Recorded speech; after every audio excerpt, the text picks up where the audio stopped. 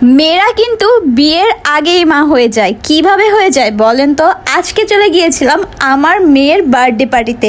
কোথায় গিয়েছিলাম মেয়ের বার্থডে সেলিব্রেট করতে, আর কি করেছিলাম সবকিছুই কিন্তু থাকছে আজকের ব্লগে। আসসালামু আলাইকুম, hello everyone, it's me Mim, welcome to my new blog. যেহেতু প্রথমেই বলেছি বার্থডে পার্টিতে যাচ্ছি, তো বার্থডে পার্টিতে যাবো আর কেক নিব না তা কি হয় বলেন?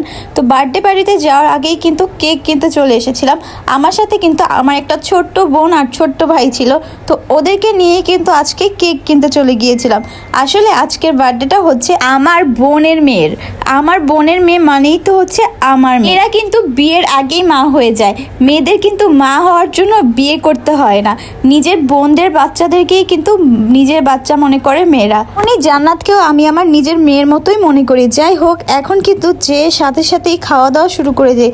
অলরেডি যেতে যেতে আমরা লেট করে ফেলেছিলাম, তো অনেক বেশি ক্ষুধা লেগে গিয়েছিল, তাই যেই কিন্তু সাথে সাথে খেতে বসে পড়েছিল। ডাইনিং রুমের লাইটের অবস্থা পুরোই বাজে ছিল, যার কারণে আমাদের সবাইকে একেবারে কালো কালো লাগছিল। যাই হোক, ব্যাপার না। তারপর কিন্তু জান্নাতের জন্য বার্থডে স্টেজ সাজাচ্ছে সুমাইয়া। সুমাইয়া হলো আমার একটা ছোট্ট কাজিন। জান্নাতও কিন্তু আমার খালাতো বোনের মেয়েই লাগে, কিন্তু ওকে আমি ছোটবেলা থেকে নিজের মেয়ের মতো করেই ভাবি। আর ও কিন্তু আমার অনেক ছোট, ও কিন্তু আমাকে এখনো আম্মু বলে ডাকে। তো যাই হোক, আমার কিন্তু অনেক বেশি ভালো লাগে। আর বোনদের মেয়েরা কিন্তু নিজের মেয়ের মতোই হয়। যদিও আমরা খালাতো বোনরা এত বেশি ভালো বন্ডিং আমাদের মাঝে যে আমরা খালাতো বোন যে এটা মনেই হয় না। যদিও এখন আগের মতো কারোর সাথেই দেখা হয় না, ঘোরা হয় না, বাট স্টিল আমাদের একটা বন্ডিং যেটা সেটা দেখা হলে আবার আগের মতোই হয়ে যায়। তো যাই হোক, জান্নাতকে কেক দিয়ে দিলাম, তারপর ওকে হ্যাপি বার্থডে উইশ করলাম। যদিও কেকটা কিন্তু আমি নিয়ে যাইনি, এটা আপু আমাকে টাকা দিয়ে দিয়েছিল, বলেছিল যে নিয়ে যেও, যার জন্য নিয়ে গিয়েছিলাম। তো যাই হোক, এখন কিন্তু জান্নাতের কেক কাটার পালা। কেক কাটা কিন্তু বার্থডের সবচেয়ে আকর্ষণীয় মুহূর্ত।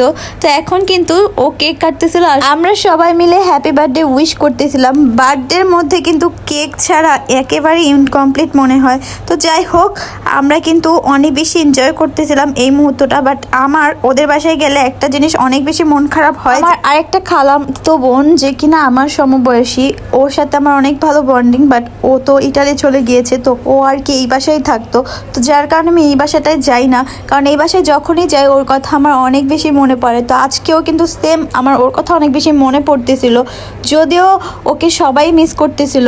যাই হোক, ও ভালো থাকুক, আর জান্নাতের জন্য সবাই অনেক বেশি দোয়া করবেন। ওর বার্থডেতে আমরা সবাই মিলে অনেক বেশি মজা করেছি। আর এই পিচ্ছিটাকে কিন্তু আমার অনেক বেশি ভালো লেগেছে, অনেক কিউট এই পিচ্ছিটা, আর এত সুন্দর করে কথা বলে। তো যাই হোক, আজকে ব্লগটা এই পর্যন্তই। ব্লগটা ভালো লেগে থাকলে অবশ্যই একটা লাইক করে দেবেন, আর আমার পেজ যারা যারা নতুন আছেন অবশ্যই ফলো দিয়ে পাশে থাকবেন। Bye bye.